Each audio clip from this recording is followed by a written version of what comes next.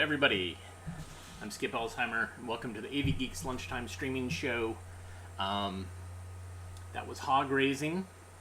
It's an older film that was silent, and I apologize, the text got blocked for some reason. Anyways, I had to kind of quickly scan it to see how detailed they got into the transition of raising the pigs, rounding up the pigs, putting them in a truck, and like, what's the next step? And some films would show it, and this one just went to our dinner table and showed us delicious ham. So I'll try not to show you where ham comes from, even though I know I was brought up on a farm, so I know what happens to animals and what you have to do to get them on your dinner table. Let's see. Welcome back, Facebook. I missed you individuals, the people who watch me on Facebook, but I didn't miss Facebook itself, and I would love to have an alternative to get away from that horrible company. Maybe we can bring MySpace back. What do you think? Or Friendster. Man, Friendster would be great. Friendster 2.0. I would love that. Anyhow, I've got a film set up on the Telecine that I have not seen. It's called Antimatter, and it looks to be animated. So, here we go. Enjoy.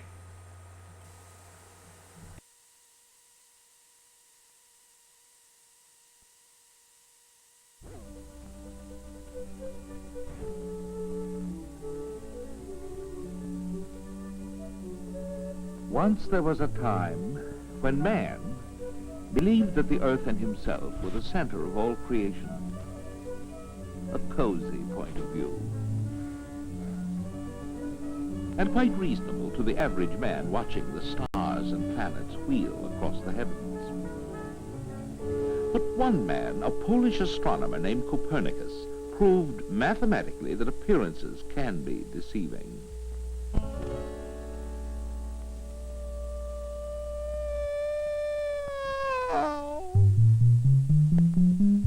It took a while for the world to accept that. And since then, man has come to rely more and more on modern science to reveal the nature of the universe. Yet it is still possible to be deceived by appearances.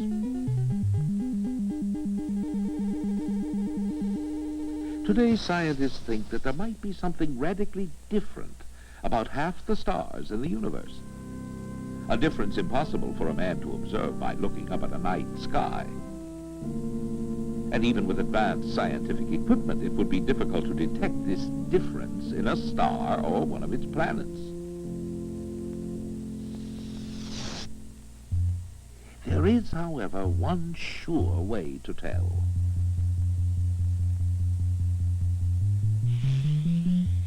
Should anything from our world come too close to one of these different stars, it would be instantly annihilated.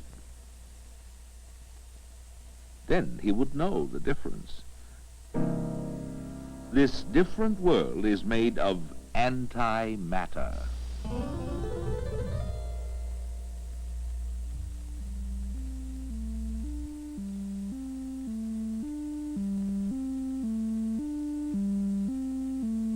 Matter.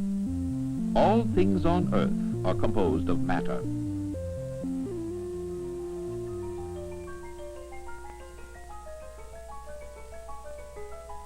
To understand what matter is composed of, we must penetrate the microscopic through the cells and the molecules until we come to the atom. The atom has a nucleus of protons and neutrons. In orbitals around the nucleus are electrons. Protons carry a positive charge, and electrons a negative charge. Neutrons are neutral, carrying no charge. All matter is composed of these particles and charges. But some scientists were puzzled. They wondered why the nucleus should always be positively charged and the smaller electrons always negatively charged. could there exist an atom where these charges were reversed? The name coined for this reversed matter was antimatter.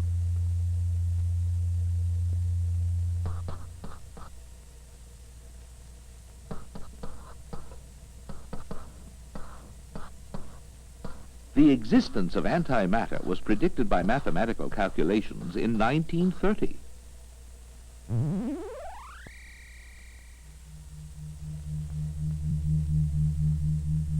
Two years later, in the cosmic rays from outer space, the first piece of antimatter was discovered.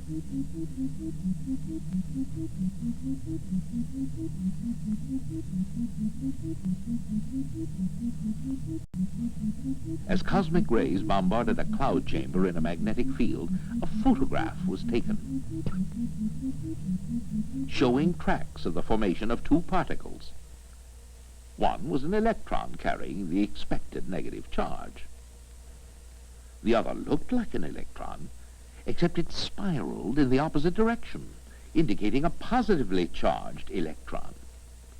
It was named the positron. This was antimatter. Then in 1955, the anti-proton was found.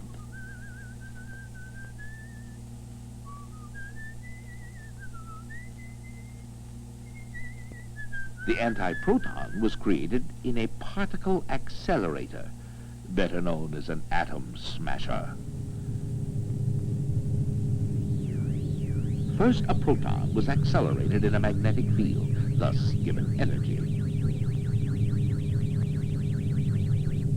The proton was then smashed against another proton, releasing the energy. This energy was instantly transformed into two more particles, a proton positively charged and the anti-proton negatively charged. Soon afterwards, an anti-neutron was discovered.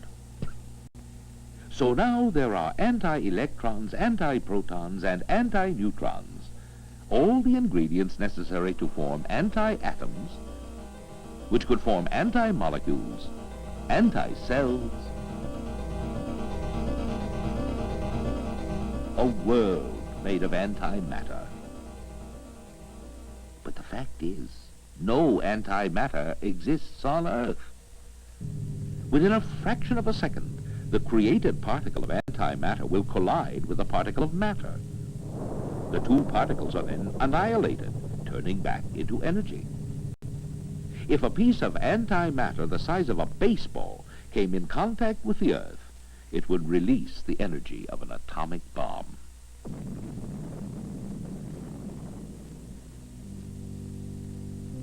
It is conceivable that whenever a particle of matter is formed from the energy in the universe, its twin antimatter is also formed. Conglomerations of these particles could then form stars of matter and stars of antimatter, and possibly galaxies and antimatter galaxies. What if an inhabited anti-planet were found? Both science fiction writers and physicists have speculated about what might be found in such a world. One of the more intriguing ideas suggested is the concept of reversed time, anti-time.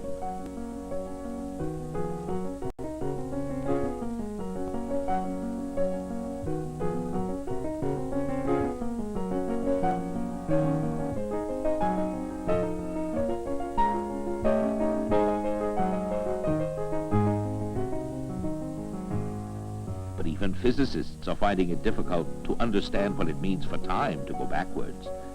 Mathematically it works, but physically it is close to impossible to conceive.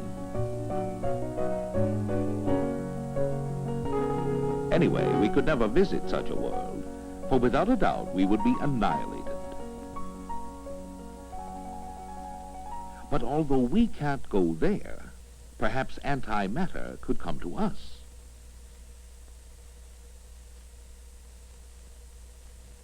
In 1908, a meteor fell in Siberia, witnessed by Tunguskan farmers.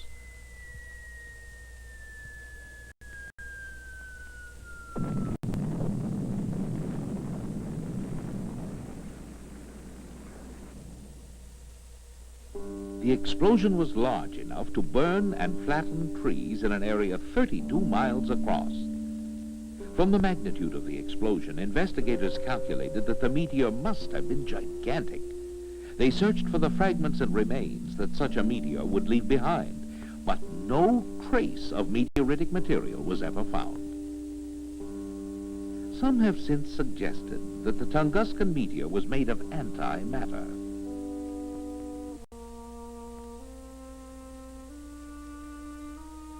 Until now, the existence of antimatter has been used primarily to help understand the nature of the universe and to explain strange phenomena such as the Tunguskan meteor. But in the future, perhaps antimatter could have more practical uses.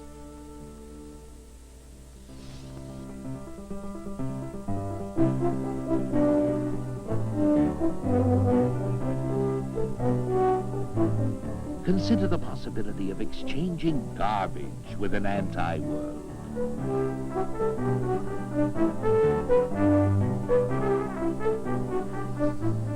Not only would we rid ourselves of unwanted refuse, but we could derive a great amount of energy from the controlled annihilation of their anti-garbage. A source of clean, pollution-free energy.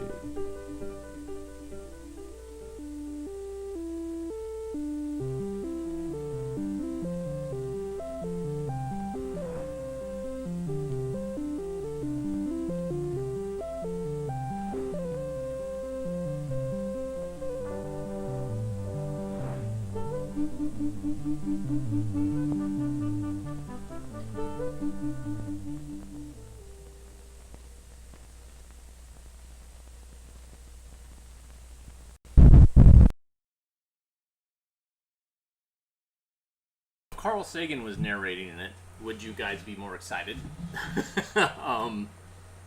I kind of liked it. It was kind of more down to earth and interesting thing about antimatter. I mean, antimatter comes up and it's always about like an antimatter version of you that you're interacting with, who is like the evil version of you or the good version of you if you're evil. That seems to come up a lot in science fiction, but I kind of like it. I put a link to Wikipedia entry about antimatter that talks about kind of the current research and what they've done as far as making antimatter materials, particles.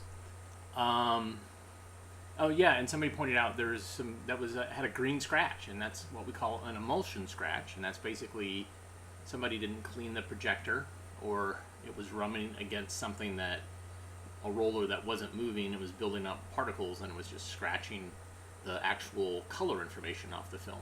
When we see black scratches, generally that's on the base side, and that's basically a shadow. The light's hitting it, and it's creating this shadow.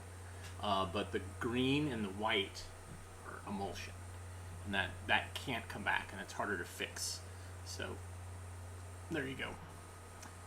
So we're gonna watch another science film, and I say that it's science because it's the Moody Institute of Science.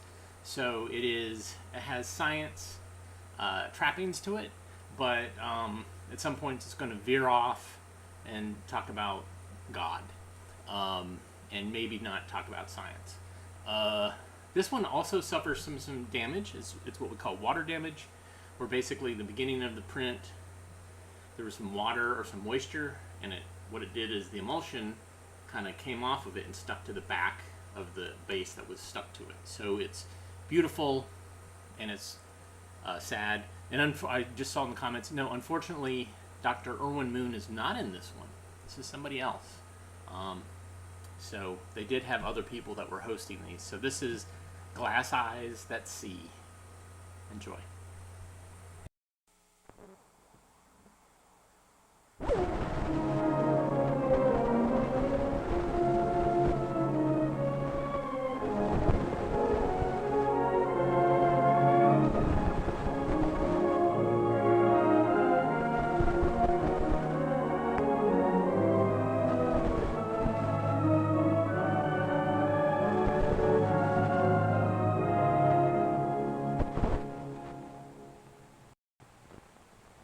Hello there. Welcome to the Moody Institute of Science. Within these halls, we attempt to answer some of the mysteries of creation. In the realm of physics, chemistry, biology, and many related sciences, we have been permitted to view the handiwork of the Creator. We have so very many things to show you and so little time in which to do it, we shall have to leave many things for another time. But for now, let's investigate some of the facts concerning light. A very illuminating subject, by the way, and in some instances rather amusing. For example, I wonder how many of you realize the lights in your home are going on and off 120 times a second. Your eyes cannot see the separate flashes, but I have a glass eye that can. Can you tell which one it is? It's this one. We call it a photocell, an electric eye that can see a great many things the human eye misses altogether. I have a photocell identical to this one mounted inside this instrument. It's connected to the amplifier, and whatever the photocell sees will be converted into sound, and you'll hear it on the loudspeaker. Let's take a look at this ordinary household lamp.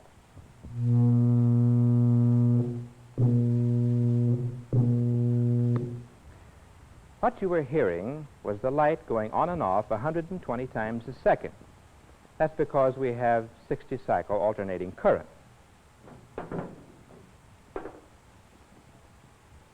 The flashlight does not produce any sound because it has a battery direct current source of energy that keeps the tiny filament incandescent all the time.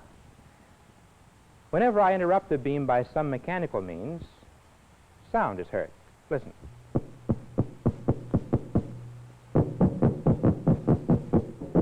Or with a comb, I can saw the light into little pieces.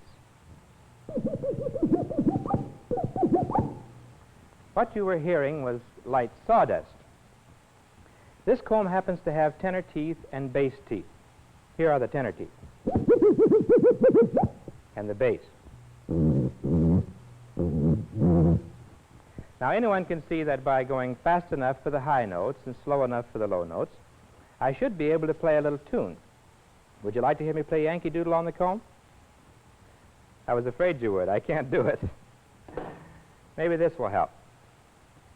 It's a metal disc with a number of holes carefully arranged in its surface. As I spin the disc and shine the light in back of it, the light is interrupted in a precise pattern. Listen.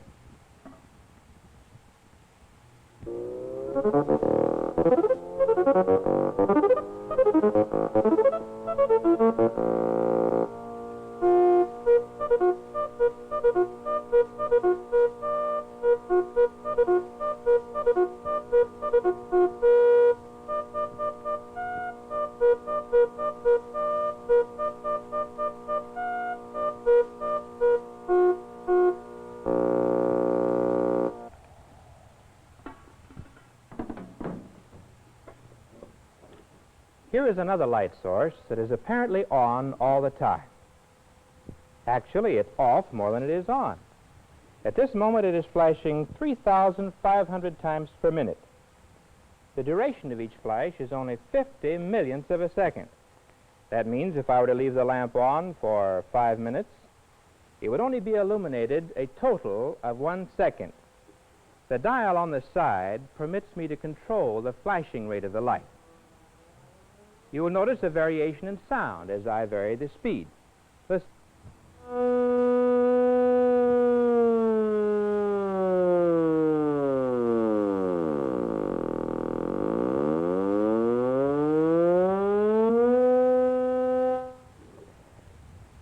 why does the eye receive the impression that the light is on all the time? And yet that photocell never misses a flicker. It's because of a phenomena called persistence of vision. That is, an image received on the retina of the eye is retained for approximately a tenth of a second before it fades away. One flash every tenth second is sufficient to keep the retina activated all the time. How does the photocell function? In simplest terms, it's this. According to one of the theories, light is composed of particles, inconceivably small, traveling at tremendous velocities. When they strike the photocell, a few electrons are knocked off, producing a feeble current of electricity. That tiny current may be amplified to perform a number of interesting functions. Perhaps this will give us a more graphic concept of the energy involved in light. This is a glass envelope from which the air has been highly exhausted. The tiny paddle wheel inside is mounted on a jeweled pivot. I'm holding the instrument on its side to prevent the paddle wheel from turning. In an upright position, its silvered vanes are free to rotate as light, illuminating the laboratory, strikes them. The things we're learning today about the particles that compose the world in which we live are causing men of science to stand in awe of the Creator who brought them into existence. As Dr. Arthur H. Compton, Nobel Prize winner in the field of physics, stated concerning the tiny world of the atom, a God who can control a universe like that is mighty beyond comprehension. Now, the photocell has many practical applications, from opening and closing doors to counting and sorting beans. This is not exactly on the practical side, but at least it demonstrates what we're talking about. Now, anyone can light a lamp with a match, but with only 2 tons of equipment, we can put the lights out with a match. This might be what you would call blowing the lights on.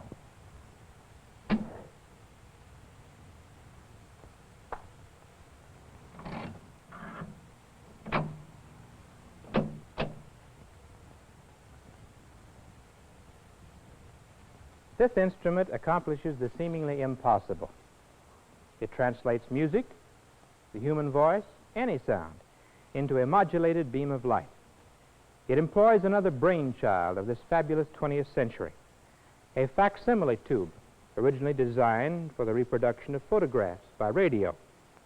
It has a tiny incandescent crater in its heart that may be turned off and on over 1,000,000 times a minute. That spot of light is projecting the music of an entire orchestra right into your eye. Naturally, you cannot see or hear anything. But let's let the glass eye take a look.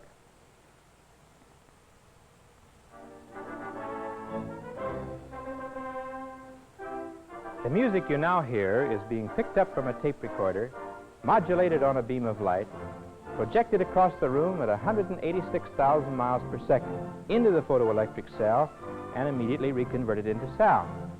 That beam of light is in front of me now, but I can neither see it, taste it, touch it, or feel it.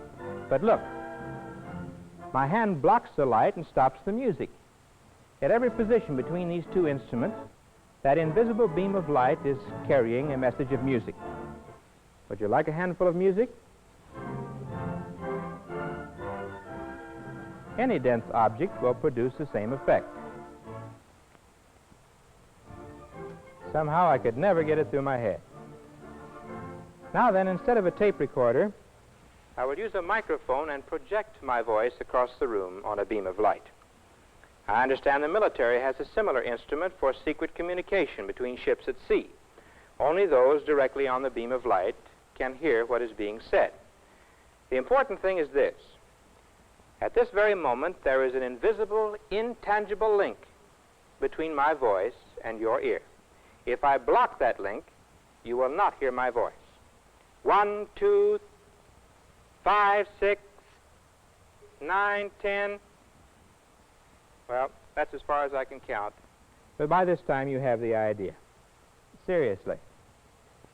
Perhaps some do not fully understand how it was possible for me to project my voice across the room on nothing more than a soundless beam of light. Well, to be perfectly frank about it, there are things about it that I don't understand. there are principles involved that no one understands. For example, we know how sound is propagated through space, but how does light go? Sound travels approximately 1,100 feet per second at sea level, but light travels 186,000 miles per second. But how? By what means? Through what medium? No one knows. Dr. Willis R. Whitney, former director of research at General Electric, was asked for a definition of the propagation of light. He said, "Gentlemen, to the best of my knowledge, light goes by the will of God." He went on to say, "No one today can give a more precise answer. We have the corpuscular theory, the wave theory, and now the quantum theory. But at best, they are but educated guesses." Mystery? Well, this old universe is fairly bursting with unanswered questions. You know, one of the interesting things for me to discover among men of science is that the great question of our day is not, is there a God? But how is it possible that man can communicate with the Creator? On a beam of light? I'm afraid I don't know. I can tell you no better than how light goes, but I know it's real. Men in all walks of life have demonstrated it. Humble men of science have been men of prayer. Lord Kelvin, Herschel, Bacon, the prince of them all, Sir Isaac Newton, who formulated the laws of motion, invented calculus, discovered the law of inverse squares, himself declared, "All my discoveries have been made in answer to prayer." Mystery of mysteries. Man communicating with his Maker. A personal God that yet today counsels his sons in the words of John, "This is the message we have heard of him, and declare unto you, that God is light, and in him is no darkness at all. If we walk in the light, as he is in the light, we have fellowship one with another, and the blood of Jesus Christ, his Son, cleanseth us from all sin."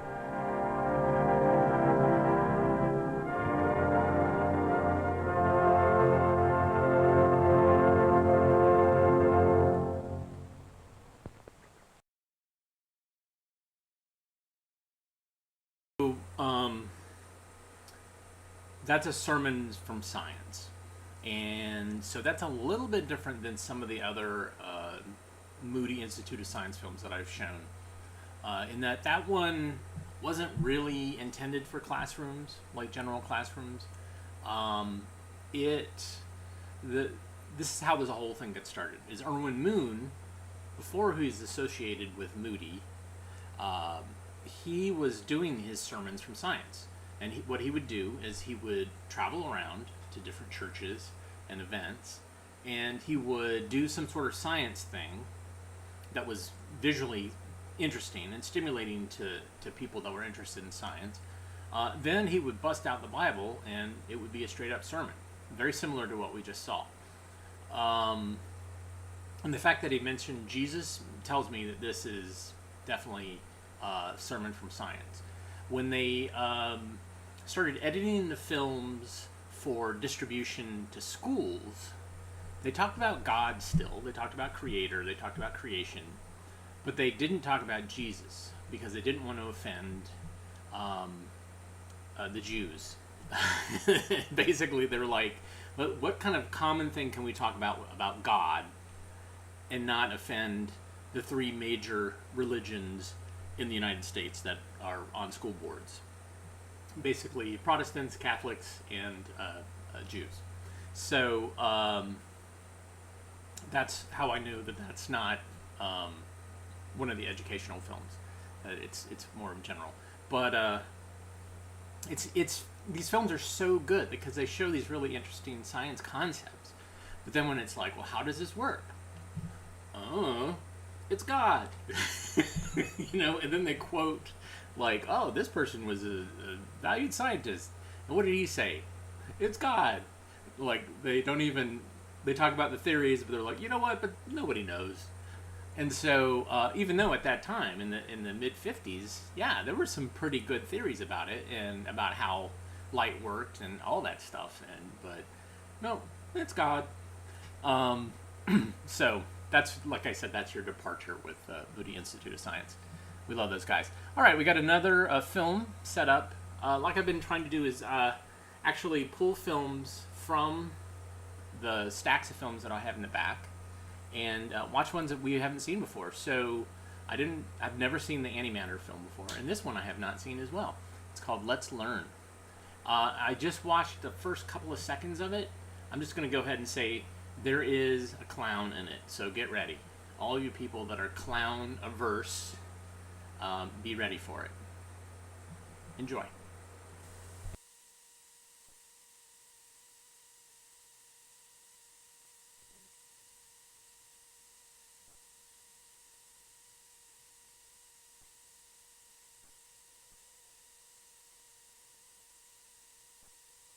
Magic can be learned. The secret is knowing where and how to begin.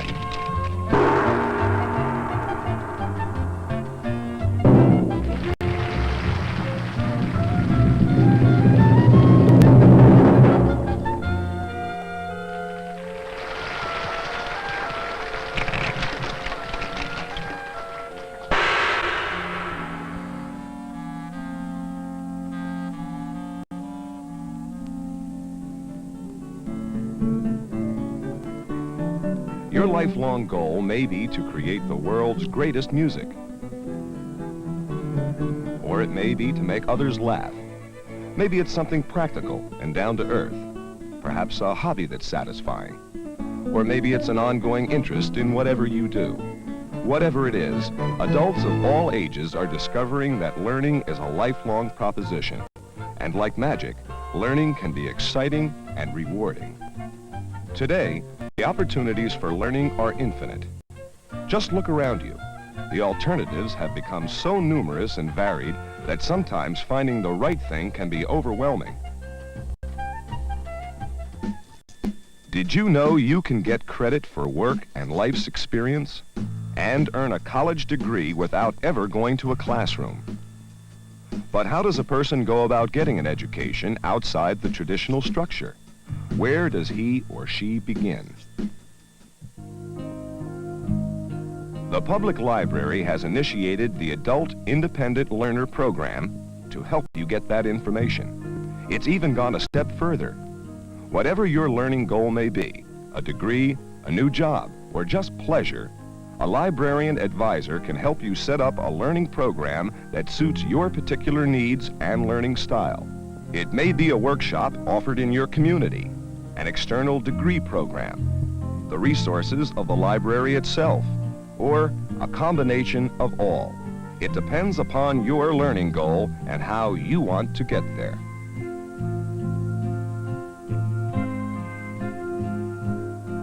At the State Library in Albany, Dorothy Smith, Associate in Library Services, has seen the program's growth.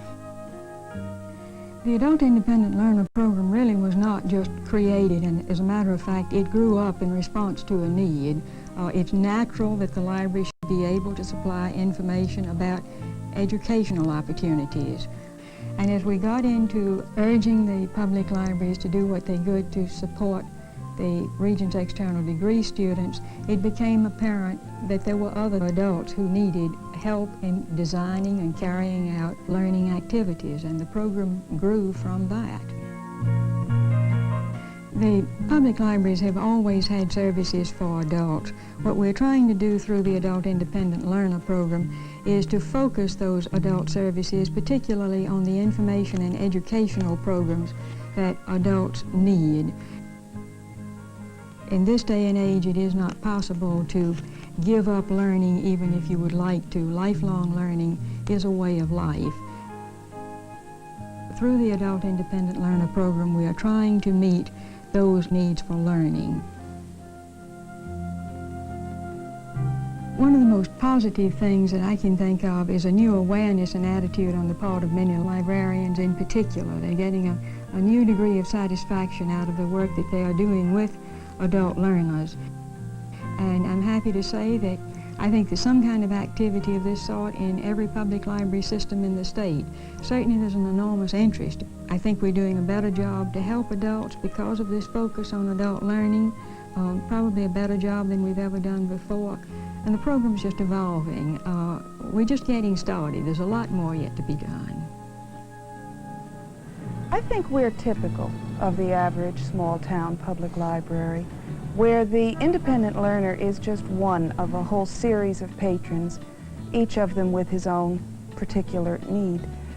My role in working with the independent learner is to know him as an individual and to tie him in with the materials that are available locally and the resources that I can send him to. Marion Dumond, Director, Ellenville Public Library, talks about what librarians are learning from the Adult Independent Learner Program. The most important thing in a training, in the whole training program, was to not judge, to never determine the person's goals for him, to be understanding and supportive is only part of the training. A librarian has to be aware of all of the possibilities that exist, especially in his or her own community. I think the training program has helped librarians feel more comfortable with all of their patrons.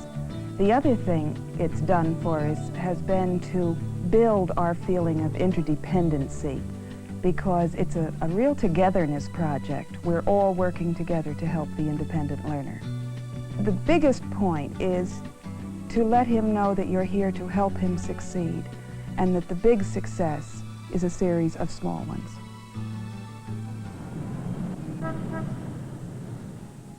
An individual's work and life's experience is an important aspect of lifelong learning. Knowledge and skills acquired on the job can be evaluated for academic credit. Dick Debus of the State University of New York Independent Study Program, coordinated by Empire State College. One of the major differences between the Empire State Program and the traditional college is that we give credit for life experience, which is the equivalent of having taken some college courses. It may have been a housewife who was very active in community activities. It may have been that he worked as an accountant for General Electric for a number of years. All of this would be then evaluated by the college. In terms of students reaching their degree goals, I feel that Empire State College has been very successful. They've graduated, improved their own status, changed their jobs, gone on to graduate schools.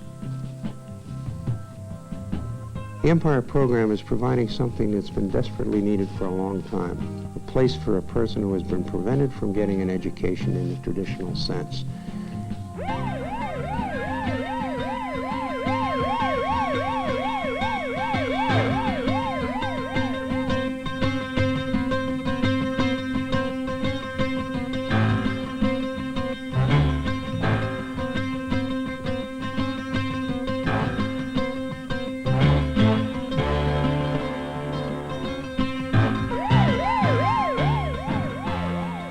A productive life is something we all strive for. Being involved in a meaningful occupation is half the battle of living. Have you thought about your career or life's work recently?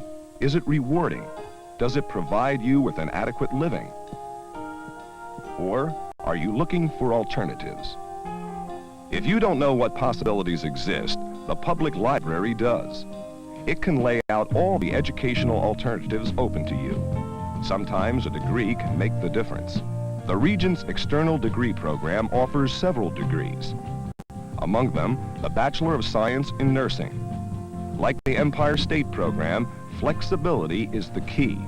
Its purpose is to serve many individuals with varying needs. Seeking new alternatives can improve and enrich the quality of life. It's part of lifelong learning. But the Adult Independent Learner Program isn't for learners with degree goals only.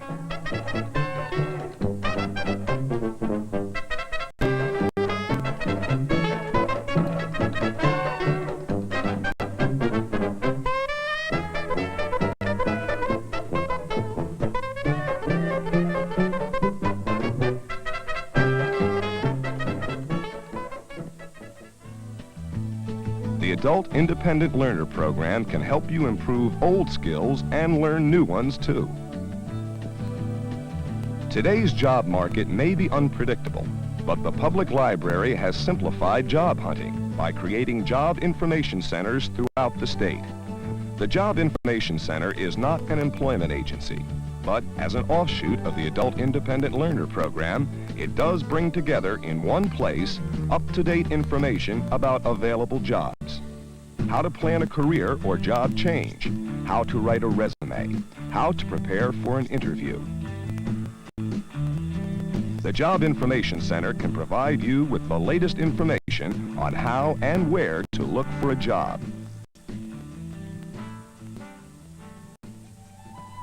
Independent learning can take place anywhere, thanks to the network of library systems in this state. Without it, the Adult Independent Learner Program could not function. This independent learner is engaged in scholarly research on an ancient civilization. Despite the isolation of her community, the research project progresses without difficulty. Through her library, this learner has access to highly specialized materials not available locally. As a member of the Ramapo Catskill Library System, one of 22 public library systems in New York State, this small library has a lot more to offer than you may think. Once a day, an RCLS delivery van picks up and delivers special requests for books, films, and other materials to its 45-member libraries. At system headquarters in Middletown, Alfred Freund, RCLS director, talks about the advantages of centralized cooperation. By pooling their resources, our members have available to them over 1 million books. As a system, we can afford materials and services that individual members could not. System headquarters is basically a service center. In addition, we serve as the hub of the regional interlibrary loan network and the terminal for the state and national interloan networks. In the end, it's cost-effective and helps us to provide better library service so that everyone benefits. Joan Kiefer, RCLS. When a book request comes into RCLS headquarters from one of our member libraries, first we check in the Union catalog, which is a listing of all the books which our libraries own. And if there is a listing there, we would send the request directly to that library. If we don't have a holding for that book, we would send the request on by teletype to Southeastern's Bibliographic Center in New Paltz. And they would check with their libraries, which are academic, hospital, business, and other special libraries. If they can't locate the book, they would let us know by teletype, and we would send the request on to the State Library in Albany. The State Library, housed is fully equipped with an up-to-date computer system to expedite the volume of requests received and to maintain a nearly 50% fill rate. Bob Vines, Network Services. Usually the type of requests that we cannot fill here at the State Library are for highly specialized materials. And in order to fill such a request, we have contracted with 13 other major libraries which have specific subject responsibilities. Such prestigious institutions as the New York Public Library, the Natural History Museum, Union Theological Seminary, to cite a few examples. Take this request from RCLS for Minoan civilization. If we cannot fill this request here at the State Library, our computer forwards this request, in this case to Columbia University. Through the New York State Interlibrary Loan Network, local libraries have access to specialized materials. With the search over, our learner is able to continue her research.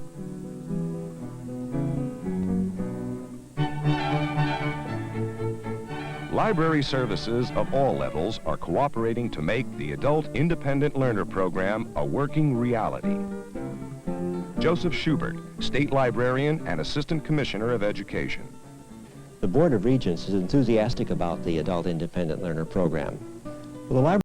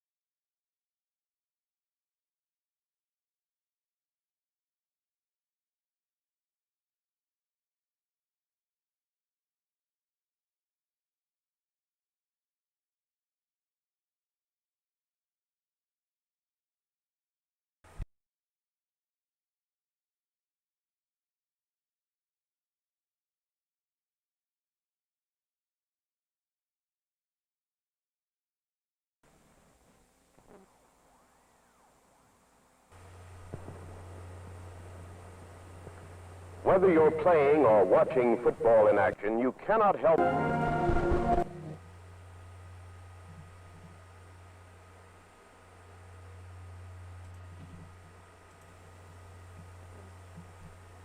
Wow, OBS just crashed. That was crazy. Whether you're playing or watching football in action, you cannot help but realize that this is a rough and tumble sport with many chances of injuries, and yet they can be minimized. As a player, there are certain preparatory steps that you can take to make it a lot safer game, and the same is true of many sports. In these scenes of the Pittsburgh Steelers in action in a regular season game, you can see the charging power of the players and the hazards of the action. But today, in the public interest, Blue Cross of Western Pennsylvania presents this film, which will show you 3 big steps to be taken to make it a much safer game at school and college levels. So let's visit the Steelers as we join them in a try for a first down for safety. With us today is Coach Bill Austin of the Pittsburgh Steelers to talk about the big steps in a first down for safety. The proper physical conditioning, a knowledge of the basic football skills, and the use of proper equipment. First of all, Coach Austin, how important is proper physical conditioning? Physical conditioning is highly important in football. It is a game of moving on your feet. If you are unable to move on your feet, then you will not be a good football player. Well, now, you're professional football players. You've got to expect them to be in condition. But how about high school and amateurs? Do they go through a more rigorous thing? What would you recommend for them? Well, I think the importance of the high school athlete, the amateur athlete, to be in shape to play is just as important as it is in our business. We find that people that aren't in shape tend to get injured much more readily than the person that is in shape. He is not able to do the things properly because he cannot move to do them properly. Now, I know you have what is a rigorous schedule that a Steeler goes through anyway, even though he's in condition? What is an average day like as far as getting in condition and keeping condition? Well, we start our practice sessions out running, and we end our practice sessions running. We go through a rigorous calisthenics. Some people do calisthenics for loosening up exercise. We call our calisthenics conditioning calisthenics, such as grass drill and various other forms of conditioning exercises in the calisthenics part of it. Push-ups and things like that? Push-ups, sit-ups. We have a good one called grass drill where you're running in place, and the coach says up, down, and you hit the deck, hit the belly, bounce up and running in place and down and deck, down on the ground several times. The question comes to mind. Now, the average high school student and amateur athlete all winter long is watching television or studying, and he has much less of this physical conditioning. Is there something they should be doing all year round? They should be doing some sort of physical exercise all year round. We find that people who do exercise are much more alert people most of the time. What would you prescribe? I mean, what would be a minimal thing that they should do? Well, we find that handball, volleyball, tennis, swimming, or any form of athletics in that manner will keep a person alert and mentally fit. A certain amount of walking and running every day? Walking and running, jogging is excellent. And I guess this would hold true even for older people. I mean, if you want to really keep in trim all through life. I think so. I myself try to do some type of exercise 2 or 3 times a week. Coach Austin, I've heard about the Exit Genie. Could you tell us about that and what it does and how you use it? The Exit Genie is an inexpensive piece of apparatus. It was developed by somebody on the West Coast that is a combination of isometrics and weightlifting at the same time. I believe in weightlifting, and it's much more than isometrics. It is a machine that the rope goes through, and you can adjust the machine. Rope goes one side and comes out the other side, and you can adjust the pressure. There's all different types of exercises you can do with the machine, and I think so highly of it that I bought my wife one, and she daily uses it. You have suggested many things that we might do in training. The conditioning for the average high school student, hard conditioning, starts around the middle of August. What about earlier in the year? What could he be doing to be getting in shape? Well, the basic thing I think he can do to get in shape is run, jog for a while, run 100 yards hard for a while, jog again, run 200 yards, and keep building himself up to 400 or 500 yard sprints. In professional football, the Steelers, we do a lot of 20-yard hard running sprints to keep the boys in shape and get them in shape. We find that the real long sprints, such as the mile, although they are good, we think that quickness is the greatest advantage that we have. We do many 20-yard sprints. Are there any exercises that develop alertness in the use of hands and legs aside from running? We do a form of agility drills. During training camp, we had these agility drills in the morning and the pad work in the afternoon. Now, in this period of the year, we do the agility drills on Tuesday morning, and we find that these drills are all for quickness and conditioning. What's in the agility drill? Oh, such as we have a high knee action drill. The players lift their knees high, directed by a coach, and on the word go, then they sprint for 7 yards afterward. On the way back, they face the opposite direction of the coach, and lift the knee action high, and then they are told to turn and go, and they come out sprinting. We have another one we call the wave drill, where they're not crossing the feet, they're giving directions going back and forth, and then they come out of the drill on a run. We have another one called the crab, where on all fours, they go left, right, forward, backwards, and at the command, they come out sprinting. We have another one we call karaoke, where it's a sideward drill. You step out with one foot, the other foot goes behind, step out again, the other foot goes in front. We think this is good for agility. Everything you suggest is a combination of arms and hands and thinking and I guess everything else, is it not?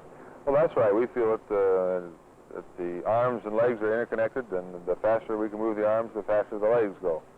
Moving aside from conditioning, which seems vitally important in football, I want to talk to you about the importance of the knowledge of the basic skills of football. I think this is especially true of the amateur, whether he be a player or a watcher.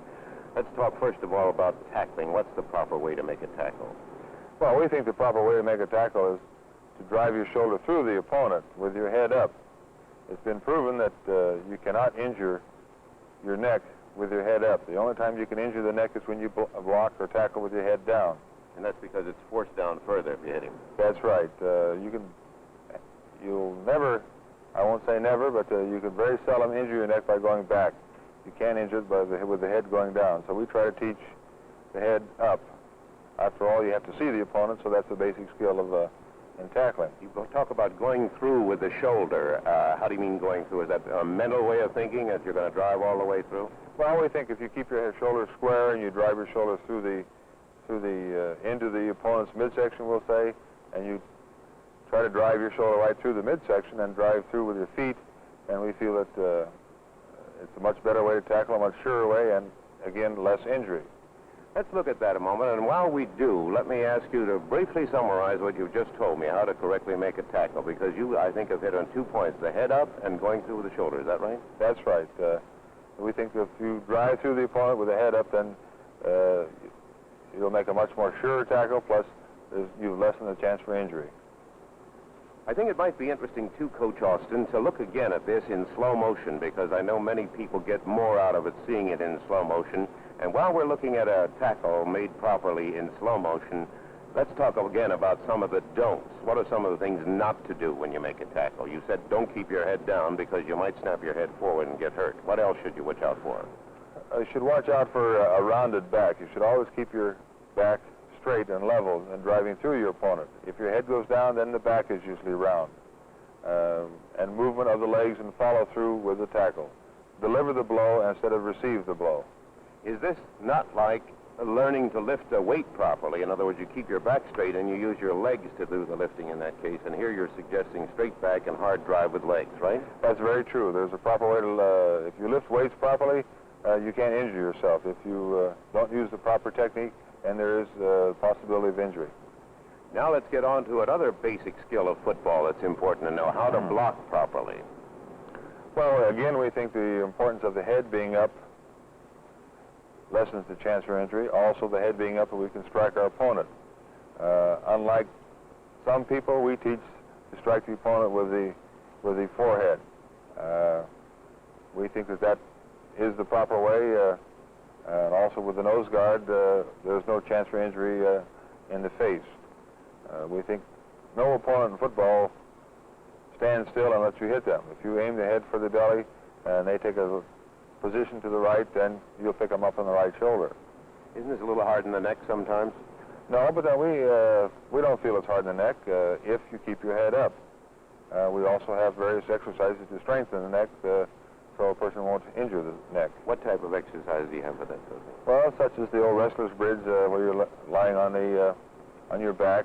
A lot of players think it's silly, but there is a purpose for it, and the coach knows the purpose, and he asks his players to do the wrestler's bridge. Now, one other basic skill I'd like to talk about. How about faking? This must be a big thing in pro football, and I'm sure it would be for amateurs to do it properly. Well, faking is an art. A lot of plays are designed and are successful because somebody has faked with the ball. You have to be somewhat of a good actor to be a good faker and go full speed. Good fakers in football will be tackled by the opponents. And if he is tackled by the opponents, then the man with the ball carrier that's carrying the ball usually makes yards for you. Mm-hmm. And are there any tricks, any little things that you ought to bear in mind if you're trying to fake? Not so much, no tricks, just run hard and keep your head up and know where you're going and know why you're doing that. Another basic skill important to know about is how to cut properly. Any thoughts on that? Well, one thing in cutting is the use of the high knee action and bringing one leg over another, or planting a foot and cutting back to the inside, dropping the shoulder when you cut. If you drop the shoulder and while you're cutting, and if you're hit at the moment of cutting with a lowered shoulder, again, you lessen chance for injury. Coach Austin, we've talked about two of the steps in a first down for safety: the proper physical condition, the basic knowledge of proper football skills. Now let's talk about proper equipment. How important is the use of proper equipment? I think that we have to have the best equipment available. Everyone should have the best equipment to play the game of football. Now, let's talk about amateur players in high school and the like. What specifically should they use? Well, number one, they should have a proper headgear and a nose guard if possible, mouth guard, excellent shoulder pads, and excellent hip pads. Many people try to play the game of football without hip pads and thigh pads, and in the end, they're sorry because they get injured when they don't use them. How about a pick or something? Is it important to have any equipment in that? I think more so important that they have equipment. And these pickup games, off-field activities like that, there is a great chance for injury, so I think it's very important that they have good equipment. You mentioned mouthpieces as used by high school players in particular. I know they're not used by the pros, but why are they important to high school players to have mouthpieces? Well, quite often they do get a jar in the head. I don't believe the teeth are quite as strong as the professional football player. We do have a lot of professional football players wear them. We do not require it, but I think it's very beneficial and wise that the schools require the high schools to wear mouthpieces. Coach Austin, football equipment has changed a lot in the last few years, and why is that? It has not changed as far as the protective part of it. It always has been good in protection. The thing that has changed is the weight of it. They're doing things with the new materials out today that they didn't think they could do before, and they're making the player lighter with his full gear than they were in the past. Do you have any suggestions about even further changes that might be helpful? No, just the research that's going on in the game, trying to make the equipment lighter and still just as protective.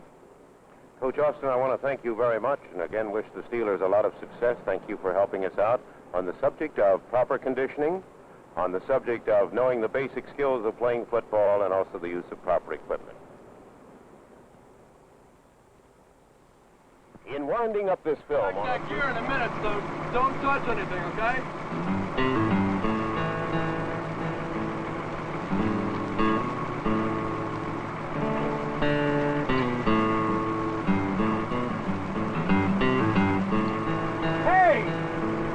Get down from there! Now!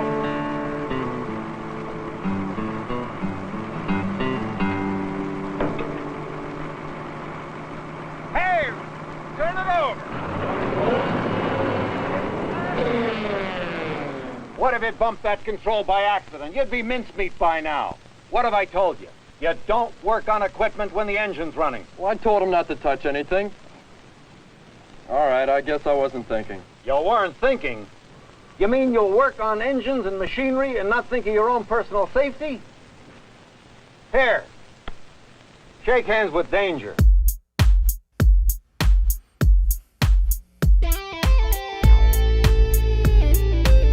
Shake hands with danger. Meet a man you ought to know. I used to laugh at safety. Now they call me Three-Fingered Joe. I was young and feisty. Never did things by the book. Just let me get my toolbox and I'll take myself a look. I climbed up on a dozier with my mechanic's pride. Said, you can keep it running, friend, while I poke around inside. Shake hands with danger, meet a guy you ought to know. I used to laugh at safety, now they call me Three-Fingered Joe. Although I learned a lesson, I forgot it soon enough. The nicks and burns and scratches showed the young ones I was tough. Till another morning I was grinding on some steel. My other hand got careless and fed my skin into the wheel. Shake hands with danger, step right up and say hello. Grinding wheels and metal are what made me Three-Fingered Joe. I've seen mechanics burning and I've seen them take a fall just to save themselves a minute. I've seen them lose it all. I've watched them courting trouble, seen them take a chance and lose. They get careless for a moment and spend a lifetime with the blues. Shake hands with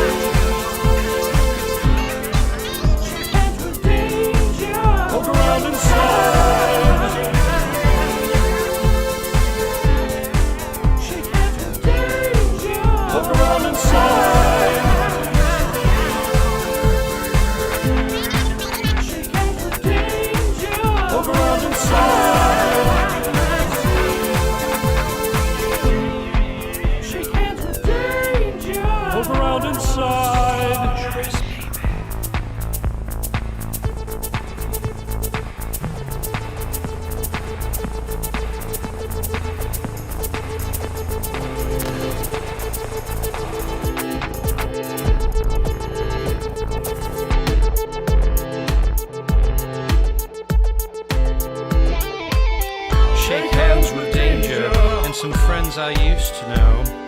Compared to them, I'm lucky to be just Three-Fingered Joe.